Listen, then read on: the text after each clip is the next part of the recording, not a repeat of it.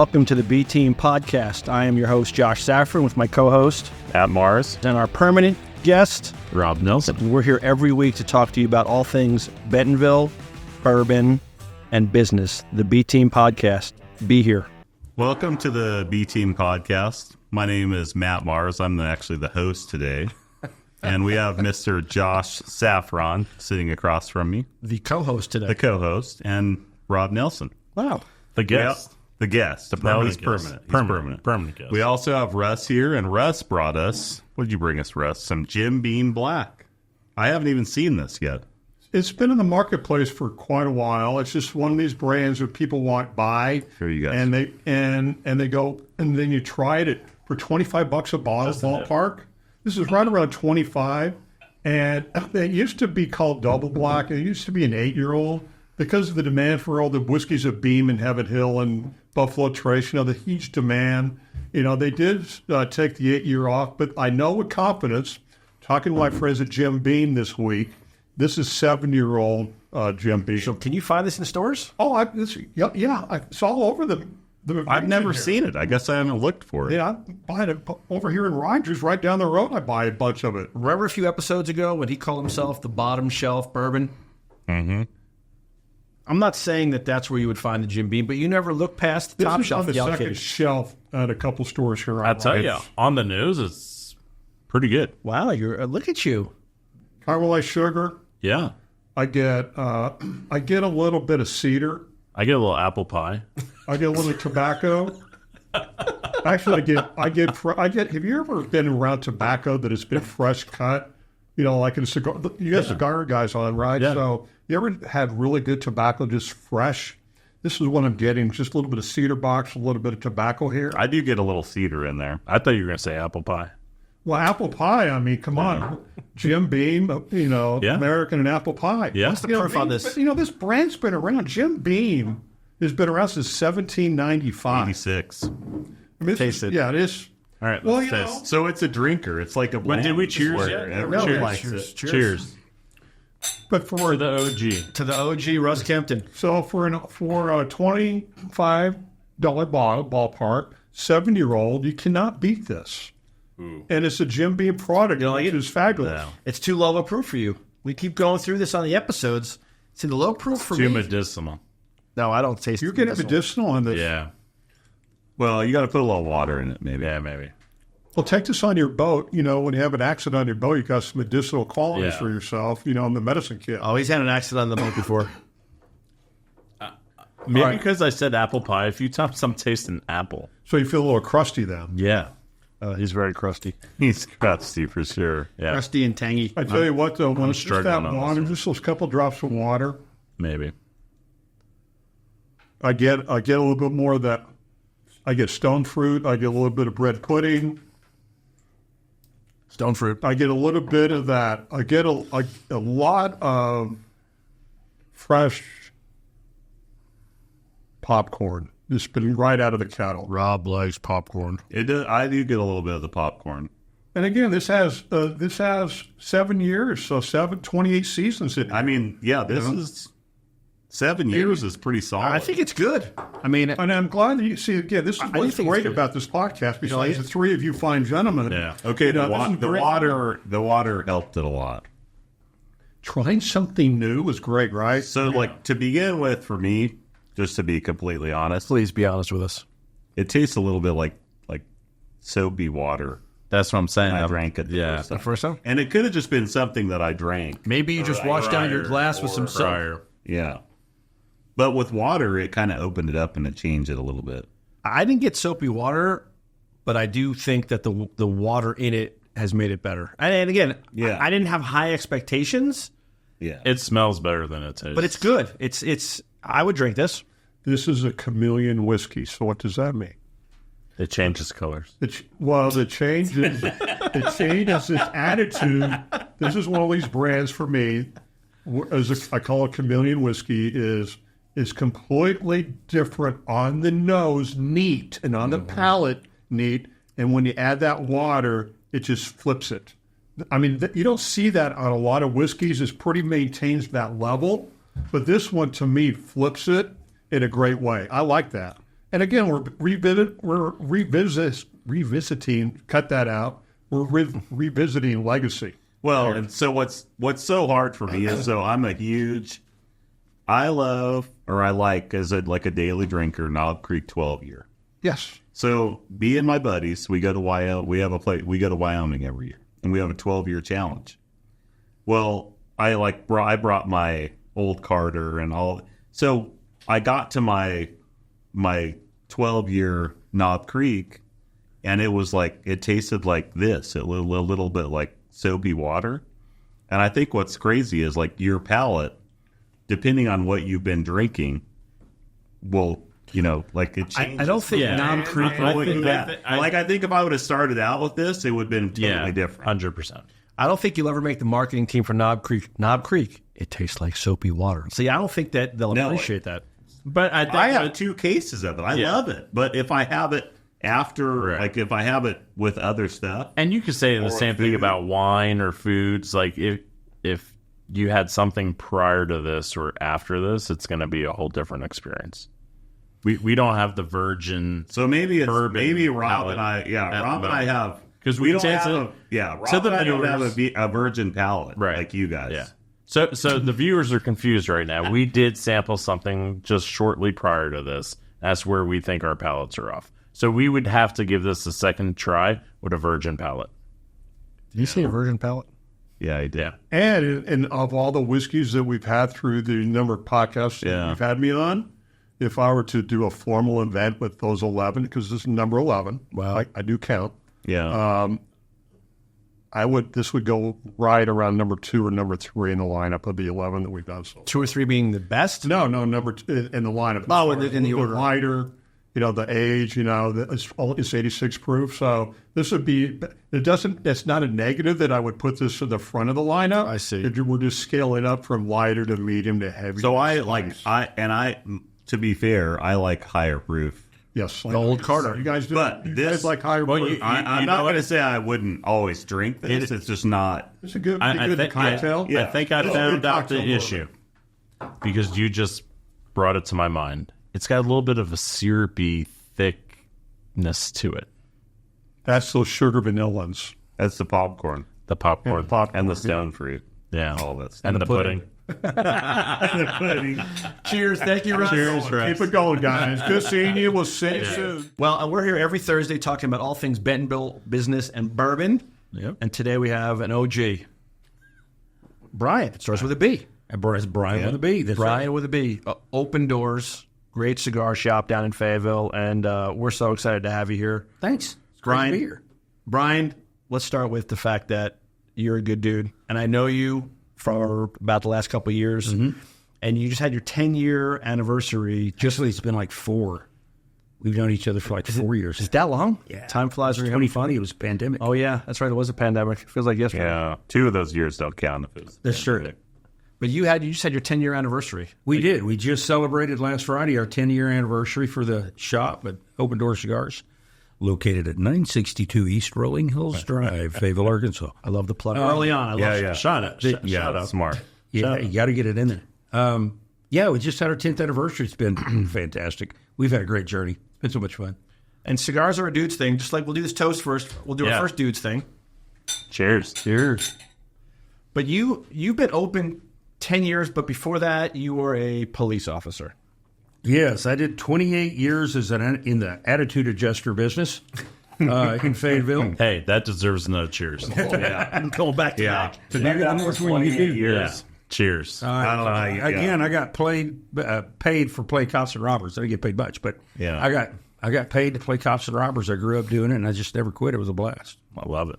And then you come home one night, and you say, honey? Yeah, I actually did. I came home from work one night, and my wife, Sharon, was piddling around in the kitchen. She worked for the city. And so we'd gotten home, and I said, we need to talk a minute. I said, I really don't know how to explain this to you, but I feel like God's called us to open a cigar shop. Now, I anticipated. I kid you not. That's the worst thing I've ever. Did you keep a straight face when you told me? Yeah, because I'm in it. The next time I want a new boat, I'm going to go to Ange. God talked to me, and I need a new boat. I need a new boat. A big one. A big one and a fast one. I did, and I figured she'd pull her flip-flop off and start beating me around the head and shoulders. And she just sat there straight-faced and looked at me. She said, I wondered how long it was going to take you. And I went, excuse me? She said, yeah, I've known. I've been waiting on you. That's a good wife. Crazy, isn't it? That's a good wife. For the next year, we worked on the business plan, and we got the doors open May 3rd of 14. Wow. Here we are. And what's cool about his shop, I know you guys are not huge cigar guys, but we're going to do some cigar education today. But his shop has got a lot of the features of the Jen's place, like it's super high culture, guest experience. And he's got this speakeasy. You open the bookshelf, and in the back is a room where you're drinking bourbon. Like, it's a really, really cool spot. You've never invited us to Yeah, we've never You been there. guys are big cigar guys. I'll smoke one or two a year. Oh, new business? New business. Just like Here that we are, today. growing it. One guy at a time, absolutely. Well, the first time I went down, I'm not a huge cigar guy, but I walk in. This is just to tell you how he is. I walk in, and I met him a couple times, and we had done a few things together. And he goes, what do you like to smoke? I'm like, I'm not sure. He grabbed, we get this one, this one, this one, this one. And we sit, and we smoke the first one. He goes, I go, I don't like it. He goes, put it down. We smoke the next one, put it down. I finally found one I liked. He's like, they're all on me, whatever you want. I'm like, that's just great customer service. And I have another buddy who goes to multiple cigar places, and I said, you're going to like Brian, go down there. And he goes, I'm never going to the cigar shop. Like, this guy and the culture and the people and the way that you talk to the guests, it's just really special. You know, it's really kind of, in my head, it's simple. I spent a lifetime having to convince guys y'all size, all bigger than me, to get in the back of the nice policeman's car. When they were not in the mood. Yeah. And that was my experience. Not in the mood. They were not in the mood. That was my experience in sales. He's like, I was a Hey, good I know you're salesman. really drunk and you beat the crap out of your wife, and you know this is going really wrong and all, but hey, could you mind jumping in the back of my cop car with me and let's take a little ride? Put these bracelets on. And yeah, put these little They're bracelets nice and on. shiny. Very stylish, I might add. And I mean, if you did that for 28 years, he's a professional. Yeah. well, at that, I've had my butt kicked a lot, man. I've lost more than I won. But it's one of these things that, as a police officer, I'm a big believer in community policing, which is just a theory of police work in criminology, which is basically protect and serve on steroids, right? I mean, like, we really are here for our communities. We really are. And the funny thing is, most police are wired that way. Now, unfortunately, that's not what anybody gets to see, because a nice officer helping somebody do something or whatever is never going to make life the news. 6 o'clock news, okay? The one knucklehead in the nation is being a complete butt. Yeah. It's he's going to be all over the world. Yeah. And we're sucked into the world of media. It makes it look like that's what an officer is. It's just not. So service and hospitality. Service is what I do for you. You want a bourbon, I get you a bourbon. You want a cigar, I get you a cigar. Mm-hmm. Hospitality is how I make you feel, right? You can get, in my products, cigars, pipes, pipe tobacco, accessories, cocktails in the Sweet 7 Lounge, any of that stuff. You can get any of it cheaper than I'm able to ever sell it as a small family retail business. Right. You can get online and buy cigars. Even wine now you have shipped in from anywhere you want straight to your house. In Arkansas, you're going to buy it cheap at a liquor store and make your own old fashioned. Then you're going to come in and get our old fashioned. Ours is better, but you can make your own if you want. Same thing with bourbons and stuff. So I'm not really, in reality, I never have thought that we're selling a cocktail or that we're selling a cigar. And I'm not a cigar bar. I'm a lounge. I have a lounge within my cigar shop. The difference being, I've never been in a lounge fight. We don't run that kind of place. That's smart. I've been in a whole lot of fights. We're not a bar. We're a lounge. What's we, the difference? We don't fight in here. We don't fight in lounges. No. And I'm always afraid that one's going to finally happen because my clientele are who you would need to worry about, not me and my staff. Me and my staff will be like, peace, dude. We'll call the cops. Like, have a seat. We'll be right back.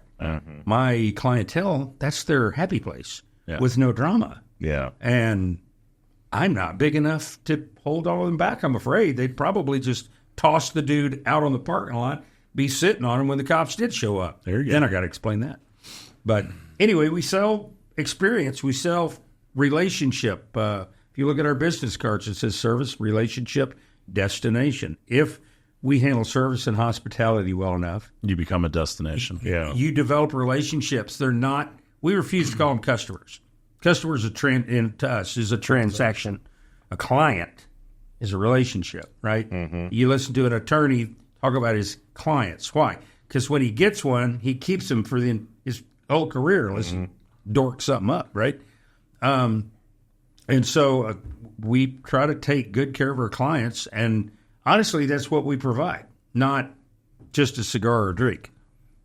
Well, and try smoking a cigar with your friend on the internet, for that matter. But I love that about you, because you use the word that I like to use, the word experience. Like you can go buy any of these things you just talked about as a transaction all over Northwest Arkansas, but you come down to be in your shop for the experience. You get to hang out with Brian. Your staff is top notch. You have guys that have been there since day one and before day one. Yep. And it's like a family atmosphere when you walk in. Everybody knows everybody. It's that Norm from Cheers vibe when you walk in. And it's just a super cool spot. Well, thank you. Thank you. We're the ones, people all the time say thanks to us, and Sharon and I just shake our heads and we're the ones that are getting blessed here. I mean, we have met so many people that we'd have never had the opportunity to get to know, some of which are some of our closest friends on the planet. You heard me Friday night tell a story about how I met Randy. Yep. Randy's on my board of directors. He's one of my closest friends on the planet. Rock star human being. And Randy and I met, said there were these three little winky chairs in the back of this old cigar shop at Township and Gregg. And Randy and I were both back there smoking a cigar. Didn't know each other. There were two chairs. We needed a place to hide and smoke a cigar for a minute. And we get to know each other, and here we are 15 years later, and his wife and he were over at the house last night and did dinner. I mean, we're just great friends. And it has opened up so many opportunities to actually know people, to do life with people, to get phone calls when they're in trouble and they need something. I still get a lot of those phone calls. But they think you can help, and I'm like, I don't know anybody anymore. Yeah. I'm sorry. I can tell you which attorney to call now, which when I was on the job was illegal. I couldn't tell you which. Did you ever bust Matt? Matt that was out in Fayetteville. Did you guys ever run into each other before today? Because not as far as you know. I stayed Matt Stock. He probably stuffed Matt Stock. He probably knew about Matt Stock, but we. In fact, I don't think you're old enough for me to have arrested you, because by the end of my career, I was no longer having to place to deal with people like me. The habeas corpus on anybody. Yeah. How many cigars do you carry? Currently, we carry about 450 facings on the shelves in the shop. And then I've probably got another 600 to 800 in backstock. Some of the ones, most of that is backstock for what I'm carrying. There are some cigars of backstock that aren't currently out. We will hand sell what we know. If I know I've got one client that particularly likes a cigar that right now has been pulled off the shelves for another brand to be given a shot or whatever, I'll still hand sell some of that stuff. So between 450 and 500 different cigars. That's a lot of choices. Yeah. Well, that's why it's so nice having your place to go to, because like you said, you can order them online, but you can't go down there and have the experience and have someone educate you on this is why you probably like this or that. Yeah, because I've ordered them online before. But you don't know and what you sometimes like. you get them, and then you're like, I don't even like any of these. But as a novice, you're not sure what to get. And he's like, tell me what you want, a darker one, you want a lighter one. Well, a lot of times it's like anything else with our palate. Right? Yeah. I can talk to you about what's your favorite foods, desserts. Right. Yeah. Desserts. I see cookies and desserts are probably high up on your list. Yeah. Are you a big coffee fan? If so, are you black coffee or do you like them with cream and sugar? Yeah. You know, what kind of desserts do you like? I don't have a sweet tooth, whatever. All those things they play into cigars, in that conversation on what you're going to like. Mm-hmm. And if you've got a good tobacconist, you can talk to them about who you are, what you do, what you like, what you don't like. And rarely are you going to be very far off. You're going to enjoy the experience in the cigar. Mm-hmm. If you just buy blind, you can really easily fall subject to really good marketing. And I'm not knocking the online stores. We're online, so if you need us, look us up at OpenDoorCigar.com. We'll put it all on. We'll put it all on. I'm just having fun. But I'm online too, so I'm not knocking the online guys, right? It's more transactional, but if you live in South Dakota and you're 400 miles from the closest cigar shop, an online place, be it one of the big national footprint guys or a little guy like me, there's still providing a need that we have. The challenge with that is, you don't know what you're getting. You don't have if it doesn't go good. If you come in and get a cigar with us and sit down and are smoking it, and one of my staff members sees that cigar blow up, crack, right? Which a lot of times could be done because the cigar is cut wrong. If you cut a cigar wrong, it'll blow up almost every time. And if my guys see that, they're going to look at what you're smoking, go in the humidor, get you another one, go ring it down under me, and come bring it over to you, give it to you. And if they think it's because of how you cut it, they're going to take the time and show you how to clip the cigar and give you that one. Go ahead and finish the one. I didn't even know that. You're smoking, but here's another one you can enjoy the experience better. People don't know. If you know, until you know, you don't know, you don't know, right? If you put fire on the end of a cigar, you'll get it to burn. There's actually a way to light a cigar. And to do it right just enhances the whole experience because you're not overcooking the tobaccos. So if you put a steak on a grill or in a pan and you just throw the flame to it like nobody's business, you'll overchar the steak, right? Well, tobacco is full of sugars and carbohydrates. That's what we like about smoking them because we don't inhale. So the taste and flavor. And if you overchar that foot trying to light it, you'll get that acrid, bitter taste. So all of us have smoked cigars that in reality were probably pretty good cigars, but we didn't know we did. And we get done, we think, I hate that cigar. So now, were you, before you opened your shop, have you always been a cigar guy?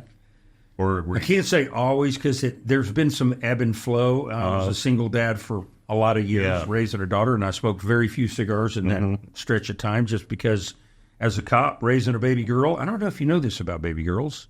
They're not cheap. I have 3 of them. So I have 3 of them. They're not cheap. I have 4. Not a lot of fun. They're not learning. Very expensive. Keep working. No wonder you got multiple jobs. Yes. It's one of those things where, it's ebb and flow, but I've smoked cigars since college. So now 40-something years. Okay. So are there any cigars out there kind of like bourbons? They're unicorns. They're hard to get. They're allocated. Oh, yeah. They have to be on the list or something of that There nature. are a lot of them. Right now I've still got 2 boxes, and these are 10-count boxes. I have 2 boxes of what's called a Cohiba Spectra. They only release them once every year or so-ish. Like it's not even it's allocated and rare, but it's not even you can't even say it's like every single year. They all come in a custom humidor, like the current one that I've still got 2 of, has a button. You push the button, and it's about this wide, and it just goes and raises up, and here's these 10 tubos. Oh, wow. Oh, it's sick. So I've had some Cohibas, and I like that. Yeah, and then I've got a Cohiba biometric humidor right now. Some NASA stuff. It is. There's one of 150 ever made. And so it's fingerprint to even open it. Now, you don't keep that at the shop. Yeah. You do? Yeah, I got it on the front counter. If somebody wanted to buy it? It's done. $6,300. Is that the $6,338 change? It's like you need that. That $6,300 number just keeps on chasing. Rob made a wine purchase. No, we're not going to talk about He was fully intoxicated. No. We're going to edit that out. I want to ask you a question, too, and these guys will love this. Explain to them and the whole audience about this trip that you do annually that I have promised you I am going to go on when my kids are out of school, but you guys got to hear that this trip. Are we going too? Yeah. Oh, okay. We can get you on the list. Listen to this trip. Okay. So every year I take a group of people to Nicaragua, to one of the farms and factories. Okay, so we go with Perdomo Cigars, which in my opinion has the best factory tour. It is. Can we do a shout out to Nick Perdomo? Oh, shout out to Is Nick this Perdomo. what Jeff went on? Yes. Okay. Yes. Jeff Johnson. I saw the pictures. Rumor had it. He was just in town too, no? He was in town. He was in town Friday night for this event. Yeah, he had a good time. Got some pictures of him and Nick. But yeah, we go down there every year. You're drinking from a fire hydrant. Like you think, this will be interesting. You smoke cigars, even occasionally you'll think, this will be interesting. It'd be nice to get away for 4.5, 5 days. No big deal. And you come back and you don't realize it's a bucket list trip you didn't know was on your bucket list. It's mind-blowing. And it's low-key. Like there's no bells and whistles. You're not going out for fancy dinners. It's not that. We land in Managua, spend the night there, get on what's basically the Partridge Family school bus, and head up Panamanian Highway 1, 2.5 hours to Esteli, to a little motel owned by an expat from Wales that went down there fighting the Sandinistas in the 80s and never left. And now him and his wife and kids own this little hotel. So Nick just rents out the whole hotel, and we're all there. It's safe. They cook for us every meal. Family cooks. They're fantastic. It's all Sounds amazing. It's it's great. We sit around in the evenings, do some educational stuff, sit around and do this, talk, smoke cigars, sip on a little bourbon, bottle of wine, whatever you wanted to grab from the duty-free shop in the Managua airport, or drink some beer that they got up there. But during the day, you're touring the farm, factories, fields, and they take you through all,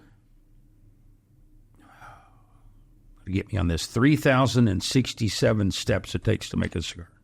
Wow. Yeah. Goes through over 300 sets of hands.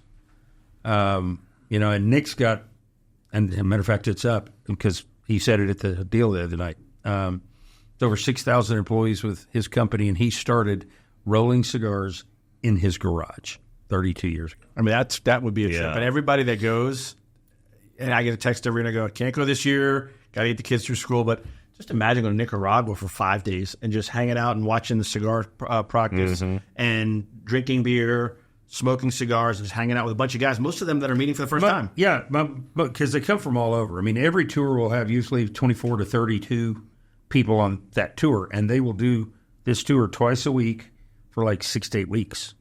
And either Nick is down there leading the tour. They usually go down for a 2-week stretch and lead 4 of them, right? And then Arthur Kemper, his vice president, will go down, same thing.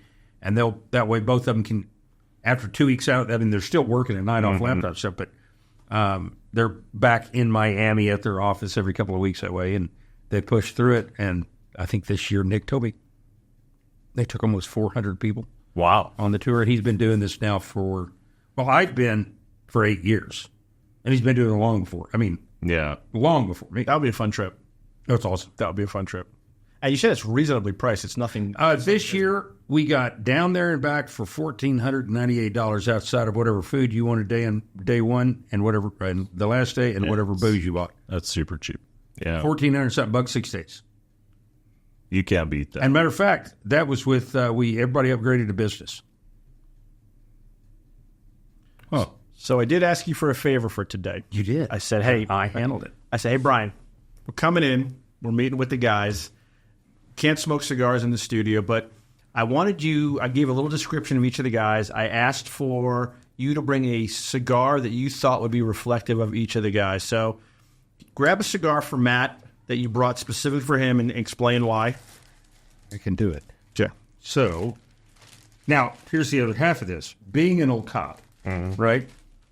Investigations for a lifetime. You Googled us. And maybe, but there's way more out there than just Google. So what I brought you, and you just said it a minute ago, you typically are a Cohiba fan. Mm-hmm. And I brought you knew it already. I brought you a Cohiba Black.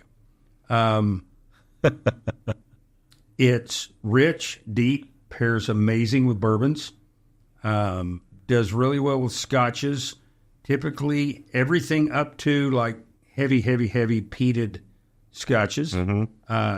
It's funny. That's the one thing. Typically, you pair mild to mild, medium, full to full. But when you get into heavy Islay scotches that peat and smoke, you typically are better with a really full flavored mild to medium bodied. Okay. Not as strong. That way, they complement each other, so whether they compete. Yep.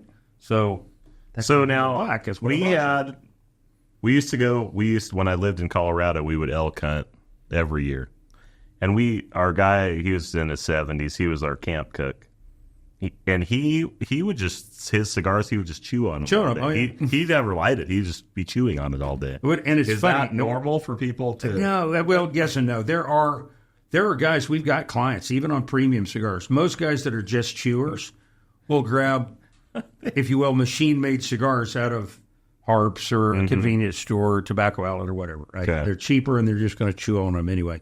So most guys that do that, but I do Smells have guys. good too. I've got one client who he comes in every few weeks, spends a lot of time. He's in business, a lot of time on the road, but he won't smoke. He just chews cigars, and he comes in and buys Arturo Fuente double Chateau Fuentes, which is basically a Churchill Chateau, and he'll buy them by the box. Now the He didn't Churchills even cut it are the longer ones, right? Churchills are typically longer. at you. It depends. Very Usually impressive. around 7 1/4 inch. And then what's the one that's like it reminds me of the Jetsons. It's like, or the Code of the Point, but they're big. Right? You know what I mean? Yeah, like I know they exactly what you mean. Because oddly enough, I have that in my pocket too. See this? This reminds me of like isn't that like the Jetsons boss? Like he had one of the he always had those, like what So, the, yeah, well, it's called a torpedo. okay. Torpedo.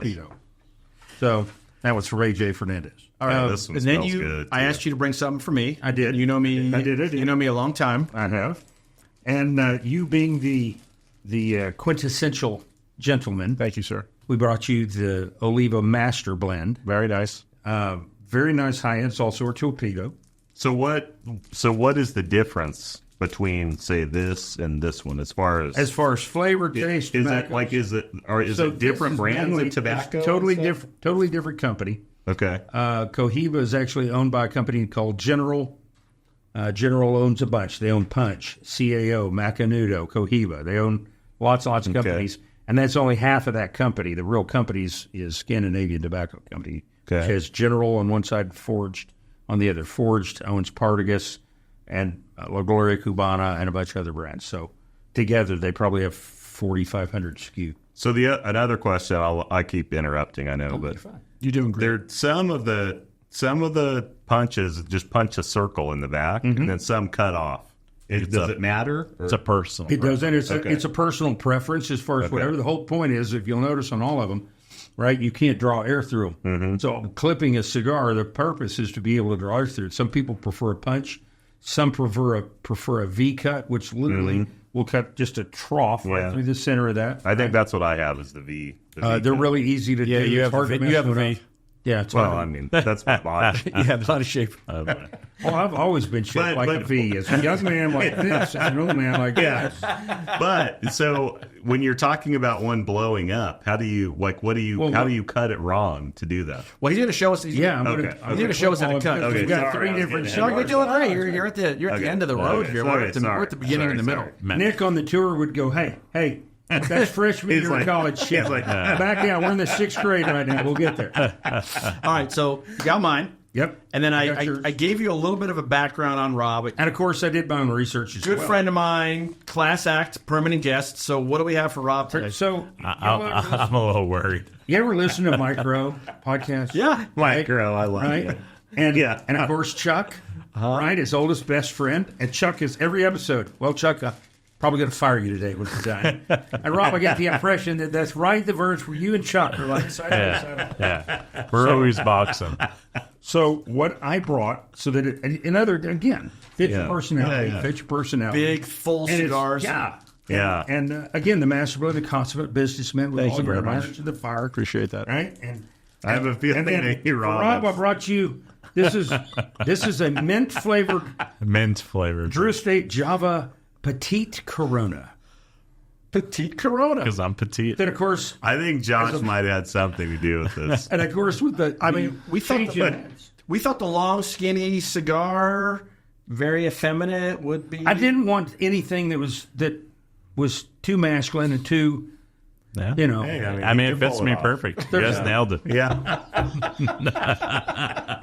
That was awesome. We've been laughing about this for truth be known, it's not a bad little cigar. It's got a pigtail.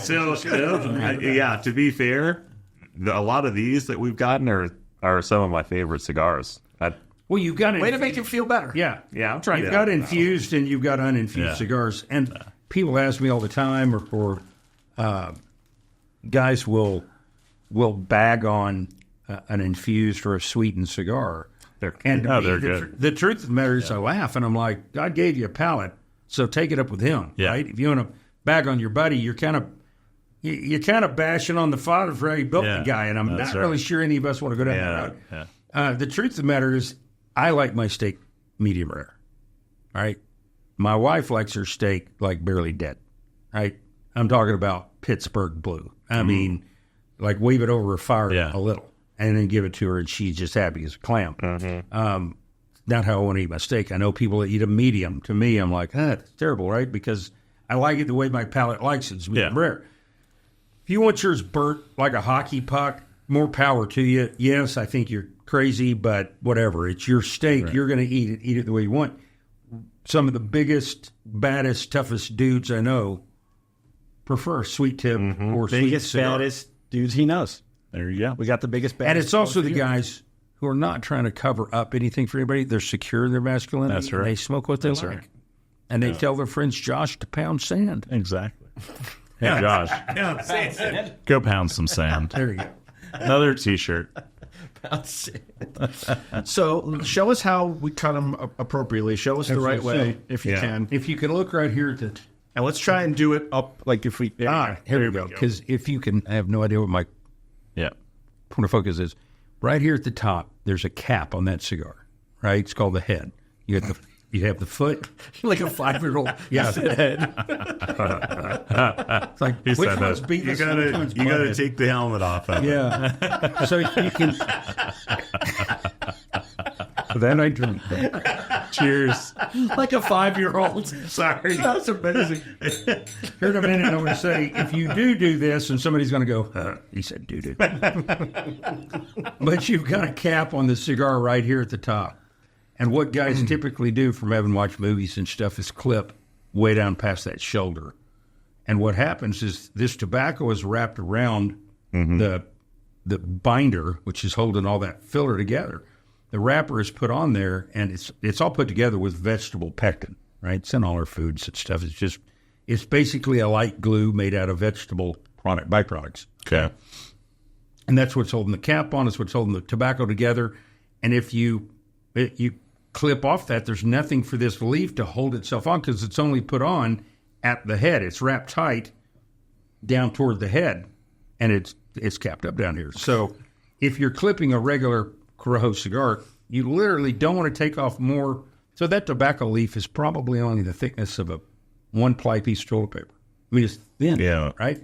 So people will clip down here and get past that shoulder, and then it wants to unravel on and blow up. But if you get up here at the top... So I've had that happen. I did too much when I did it. And you twisted it, too, when you would... It's just me. It seems to work better because if you... Look at that. I mean, that's not much. But it's just that thickness. Just enough. Yeah. And that's plenty. In a punch, we're talking about another way of cutting. A punch just basically drills a round hole into the end. Yeah. Punches a hole in it. And again, I prefer a regular guillotine, double-bladed guillotine cutter because I can open this up as small or as wide as I want.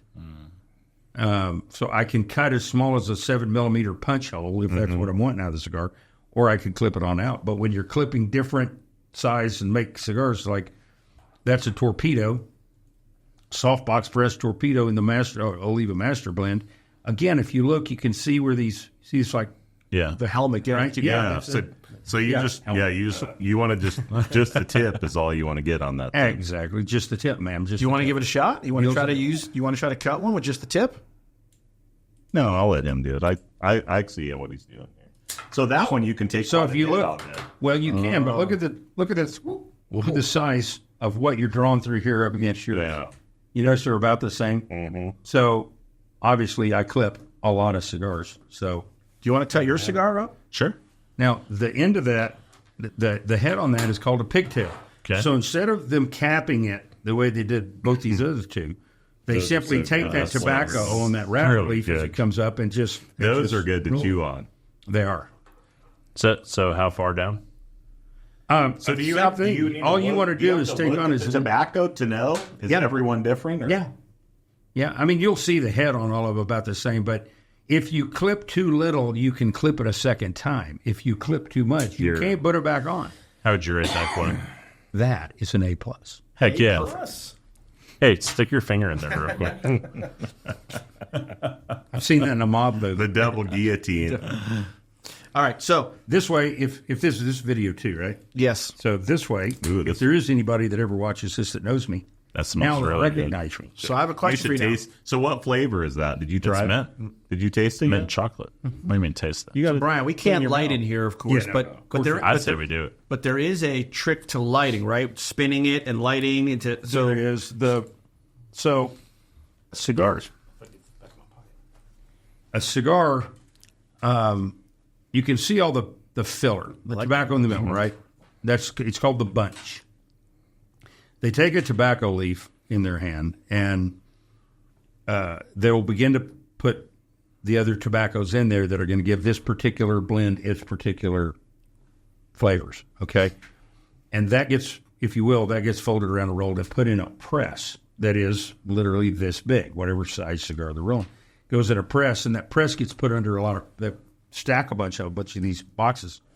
And so, like, think about taking up what it looks like about the size of a huge book, right? Mm-hmm. And they drill holes down in it, and they cut it in half, so you got half of the moon shape and half of the moon shape.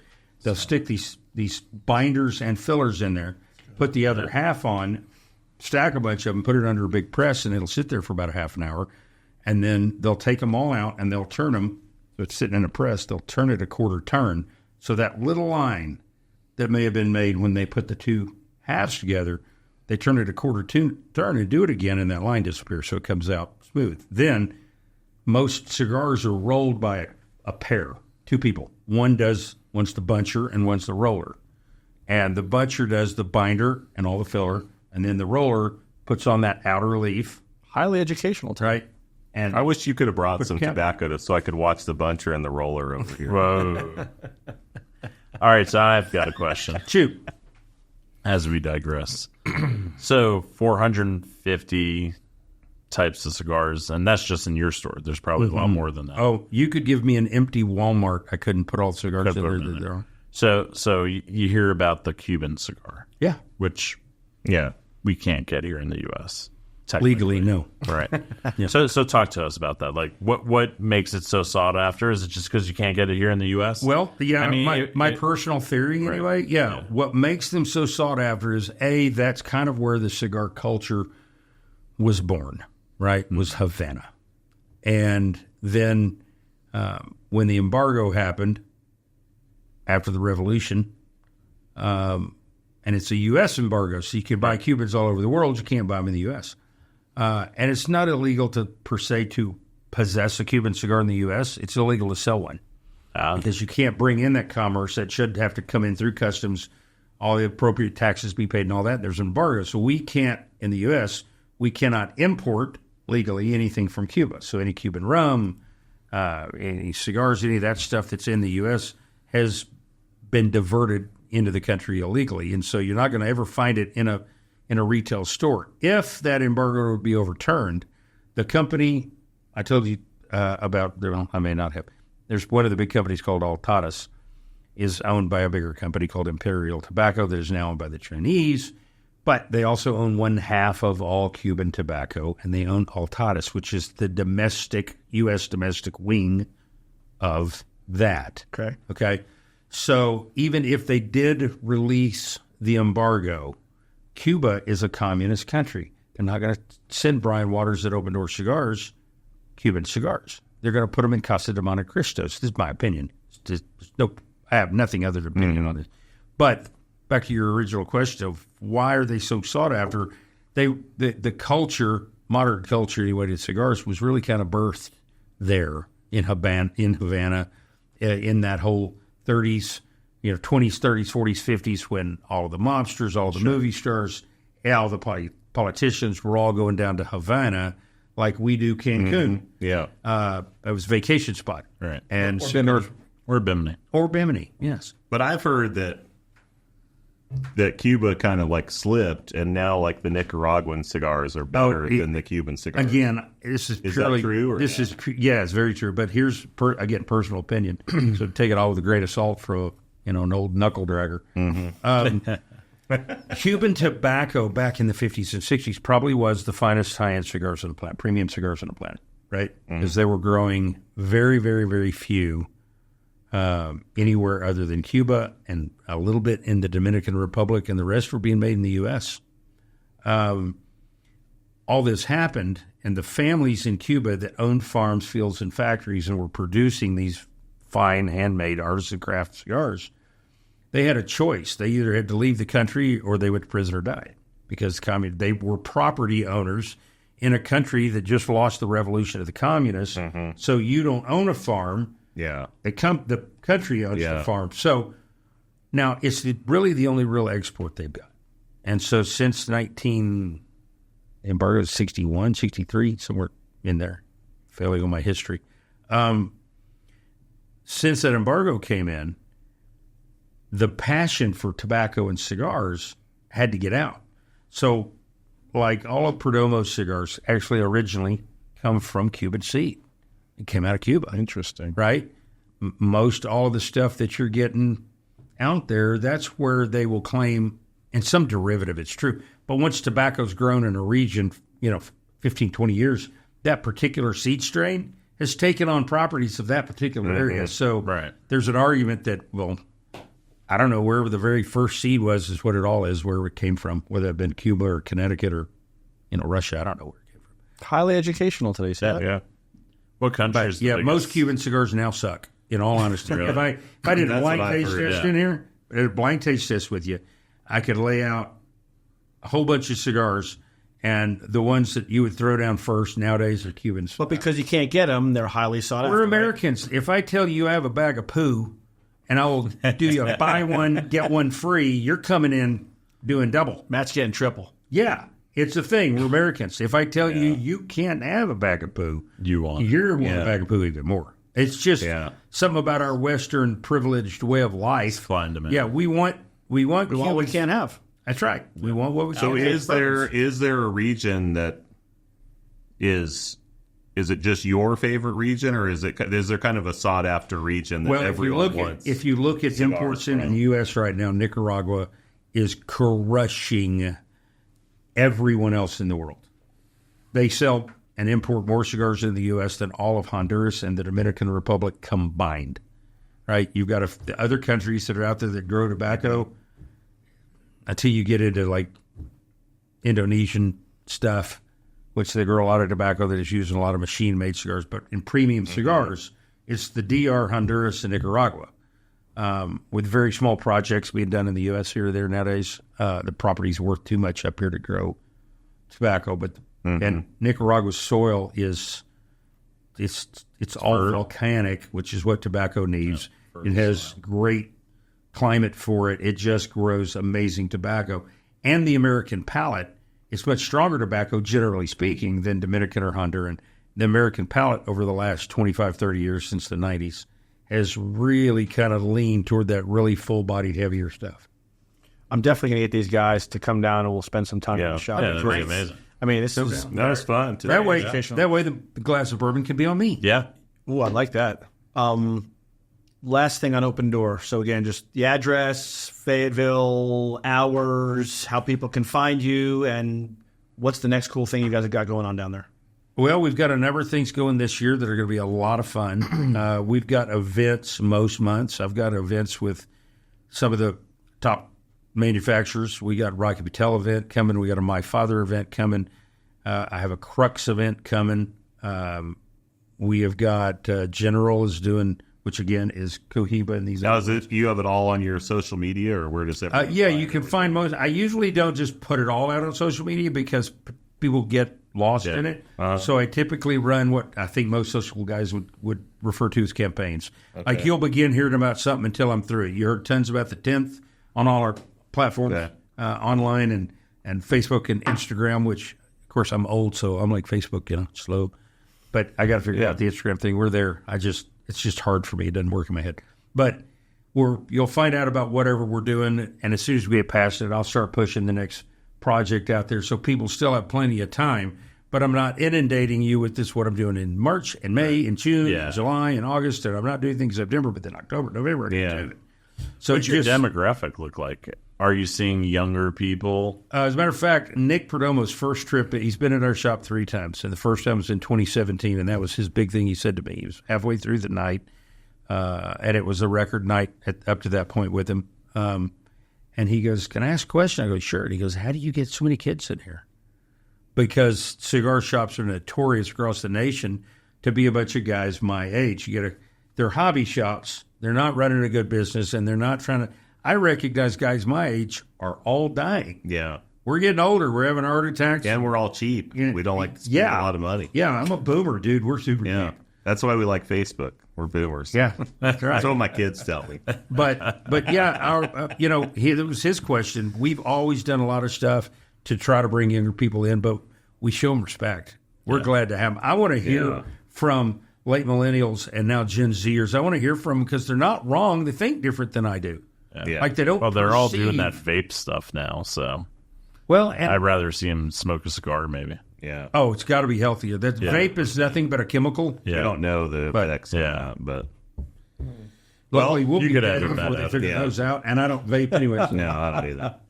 Well, I'm looking forward to coming down there for sure. Yeah, We need to we'll do get that. down there. So Yeah. in Fayetteville, We're at 962 East Rolling Hills. Yep. Just Open Door Cigars. Okay. You can hit Facebook and hit. but the you're map on that for- main fair. You're on. It's on Rolling Hills in College. College. So Yeah, right 71, on the 71 Business is College across from Fiesta Square. Open every day.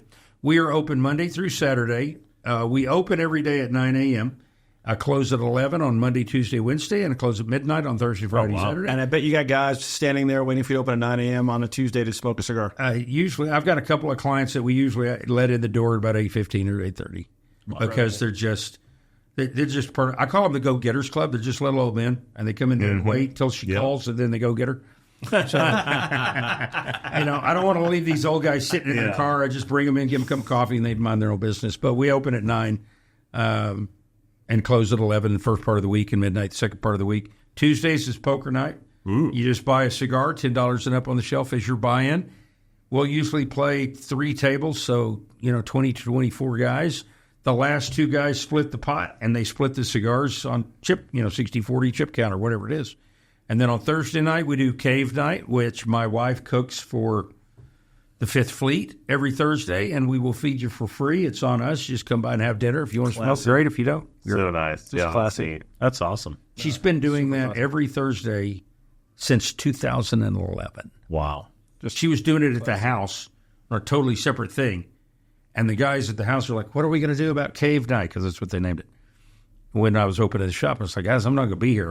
I got to leave the police department, go to work. Go one job to the next job. And they were just like, no, you can't. And I was like, yeah, I can. I got to make this work. And Sherry goes, it's all right. And she has continued it the whole time. She cooks a full dinner. This week we're doing lasagna. I actually think this week Giraldi's is doing lasagna because we had some leftover. And some ribs and stuff. But typically she'll do... Just show up Thursday night. Just show up Thursday night. Dinner comes out at 7. Josh, fine, bring the family down. Come on. As long as they're 21 and up, they No can come in. smoking. No smoking, no drinking, just eating. That's right.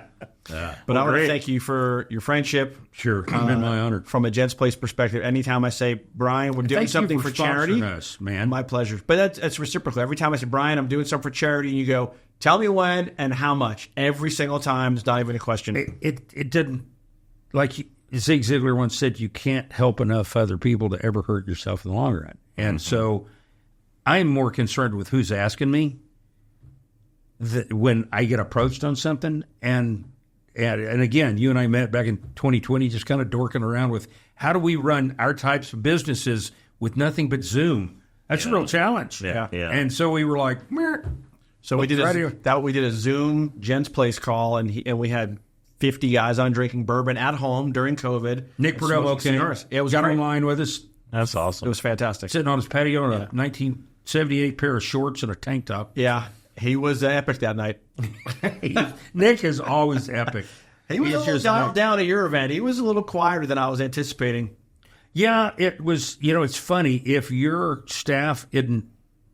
Like Nick is really good and really loves sales. He loves his clients. He loves taking care of them.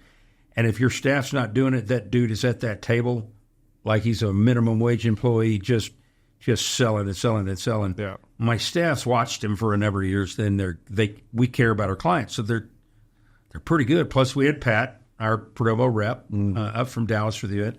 So it kind of ran itself, and Nick was allowed the freedom to be able to work the room the way he also loves to do. But he ain't going to do that when somebody needs to be there helping clients find the cigar that's right for them. Right, he was great. Thank you, my friend. Awesome. Appreciate you coming Yeah, up. cheers. Continued success. Here's to the next 10 years. Rob, next time I'll bring you a cigar that you might like better. No. You might like that one better. This smells amazing. It is amazing. Definitely Cheers. smells. Thank you. Cheers.